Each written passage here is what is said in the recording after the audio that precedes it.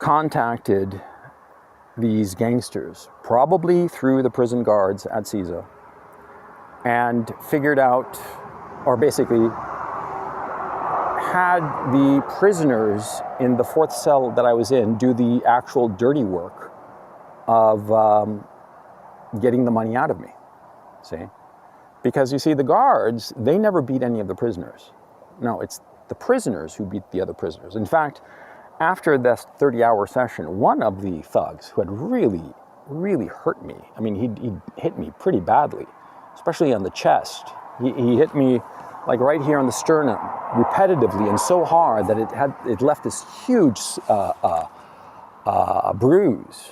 And by the way, the cell boss, the guy higher, berated him for having left a mark on me, because of course the kind of torture that they want to do doesn't leave a mark. That's the point of it. See, because if it leaves a mark, then it's evidence, you see?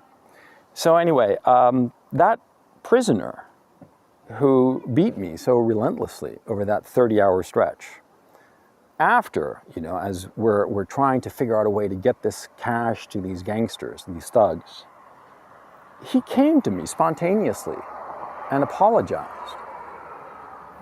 You know, it wasn't his idea, but he had to do it, you know, because he was a prisoner. He'd been in CISO prison for 2 years already.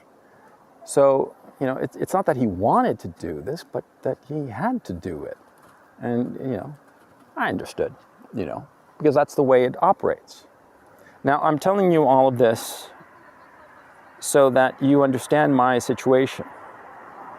My case originally started as a free speech issue. But because of the SBU and the inherent corruption of the SBU and the criminal justice system in Ukraine, I will definitely be sent to a prison labor camp where I will most certainly die. And so I decided that the smart thing was take my chances in terms of getting across the border. Right now, I'm maybe 5 kilometers away from the border with Hungary. Over the last 2 days, I rode my bike just about 1,300 kilometers from Kharkov all the way here to the border. And my intention is to cross the border, get to Hungary, and in Hungary, I'm going to ask for political asylum. Now, why Hungary? And why ask for political asylum? Very simple. You see, when I don't show up at my court date on Wednesday, the day after tomorrow, there will be an arrest warrant issued for me. Now, of course, this arrest warrant, they will presume that I left the country, so it will become an international arrest warrant. Now, the European Union, which is allied with Ukraine, to its perdition, as many of you know in terms of the European economies, well, the Europeans will comply with this international arrest warrant, and they will scoop me up at the first chance. And it won't matter that it's a free speech case. It won't matter, nothing will matter except complying. If I were to go to Poland or Slovenia or Romania, all of these little gremlins of the EU, they're going to scoop me up instantly and return me to the graces of the SBU and the criminal justice system, and eventually I'll wind up in a prison labor camp. I'm hoping that Hungary, which has shown some independence insofar as these matters are concerned, of complying with idiotic EU regulations and diktats, I'm hoping that the authorities in Hungary will look at my indictment, realize that it has nothing to do with me being an actual bona fide criminal in terms of harming people or property, and it's really a strictly free speech issue, an issue of democratic speech. And I'm hoping that the Hungarian authorities will show some mercy and some understanding and grant me this political asylum. That's my hope. By the way, I don't know anybody in Hungary. I've been to Budapest, you know, once for a long weekend. It was lovely, but I don't know anybody in Hungary. I don't have any relations with Hungarians of any sort. I dated a Hungarian girl once, years ago, but other than that, I don't have any connection to Hungary, and so I'm really going to be throwing myself at their mercy, hoping that they will see through this bullshit and realize that it's grossly unfair and it is just despicable. That's the only word I can think of. And so, yeah, you know, that's my situation. And so as this video goes live, at the time that it goes live, I'm going to be crossing the border. And I'm going to be hoping that my name doesn't appear on any system and that I'll be allowed through. That's my hope. If my name is on some system, on some list that they have at the border, then I'll be arrested and it will be effectively a death sentence. And so I'm posting this video so that people know what happened to me if I really disappear.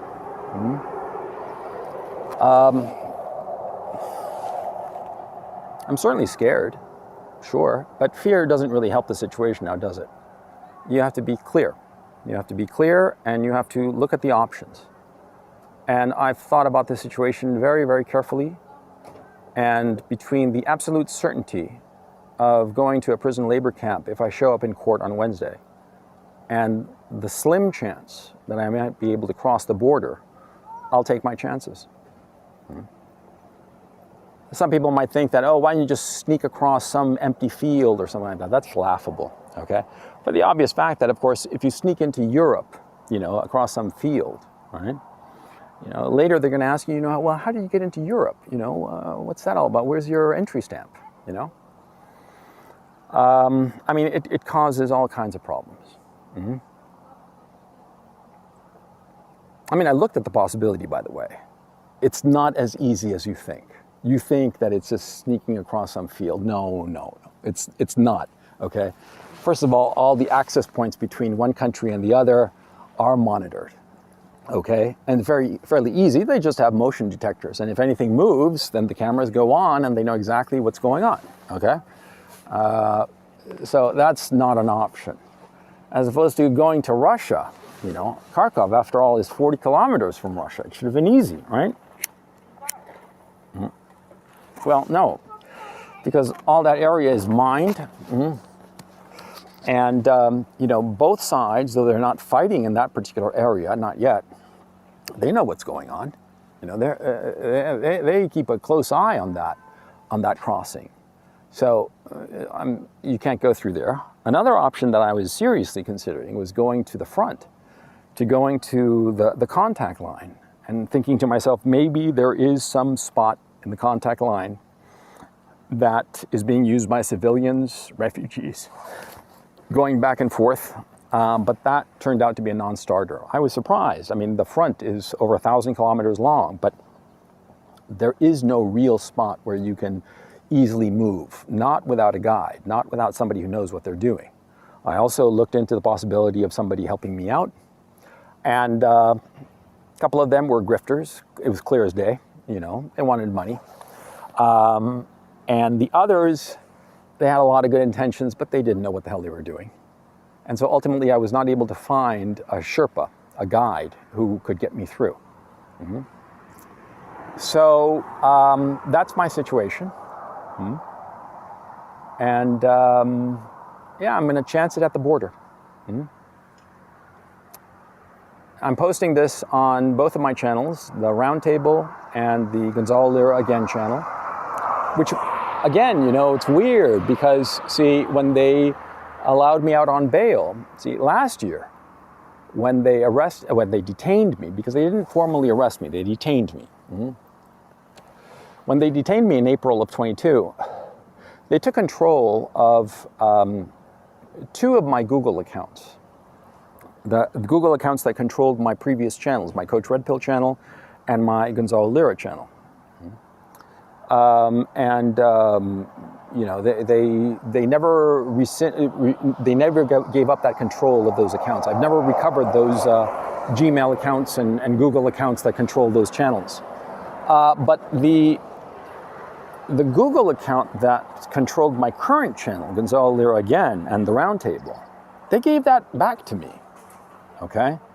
So that further gives me the hope that they're just basically saying, go away. That's what I'm hoping. But on the other hand, you know, I realize what they did. And I've outlined it to you in this video. And, you know, I don't know what to say. So, you know, you'll have to draw your own conclusions. By the way, during this past month that I've been free on bail, I obviously haven't been posting anything anywhere, just to keep a low profile and just to straighten out my head as to my options. I didn't want to be distracted with social media. I reached out to a few online people, but not all of the people that I know from the online world. Not because of anything in particular, but just, you know, I wanted to get in touch with people who could, you know, help me out in a practical way insofar as this current situation is concerned. Unfortunately, you know, all the avenues that I tried, it came to nothing. And so this is the situation I'm in. It's, well, look, on February 27th or 28th, I think it was the 28th, I'm not sure, I forgot. February 27th, 28th of 2010, I lived through the Great Chilean earthquake. It was an 8.8 earthquake. And I happened to be on the 15th floor. My apartment was on the 15th floor. And it was spectacular. My building moved around from side to side, you know, like 3 meters off axis one way and 1.5 meters roughly on the other, and this elliptical swinging around. And I thought that the building was going to collapse and I was going to die. And of course it didn't, thank goodness. But that was the moment that I learned fatalism. That there are some things that are simply beyond your control, and you have to live through them. And you have to just go forward. And there's nothing you can do. Everything is beyond your control. You know? And we you know, fool ourselves thinking that we can control everything. And that causes so much anguish for no reason. We worry, we think this, that, the other. But you have to recognize when you have actual control over some situation and when that control is beyond you. And there is absolutely nothing that you can do. Nothing that you can do except move forward. So either I will cross the border into Hungary in the next couple of hours, or I will be arrested again, and God knows what will happen to me. So if I post again here on the video and on Twitter, then you know that I made it. And if I don't, then you know that I didn't. And I would ask you humbly that if you don't hear from me again, anybody and everybody who's watching this video, please raise a ruckus, raise a fuss.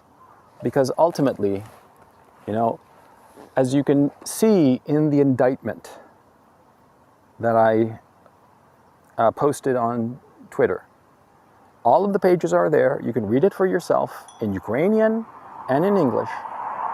The charges against me are just because of my opinion about this conflict. I did no harm to anyone. And they arrested me because they wanted to have on the nightly news a short little video of how they are fighting the propagandists. That's it. That's why they arrested me. The extortion stuff that I discussed, that happened later when they realized that I wasn't a poor schmuck. But the start of the genesis of this whole situation is because I had an opinion that went against the narrative.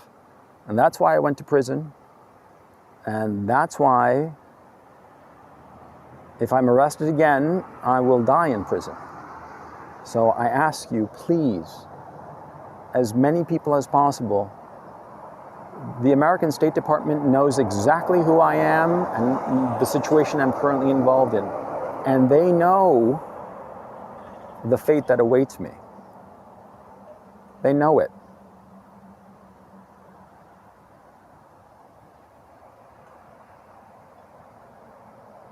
You know, they have that saying that, I forget the wording exactly. You know, I'm a little stressed out, as you can imagine, but they have that saying that people are fundamentally good, but for evil to triumph, all you need is the indifference of good people. Please don't be indifferent to my fate. I ask you this very humbly. Please recognize that, well, the literal death that awaits me if this doesn't work out.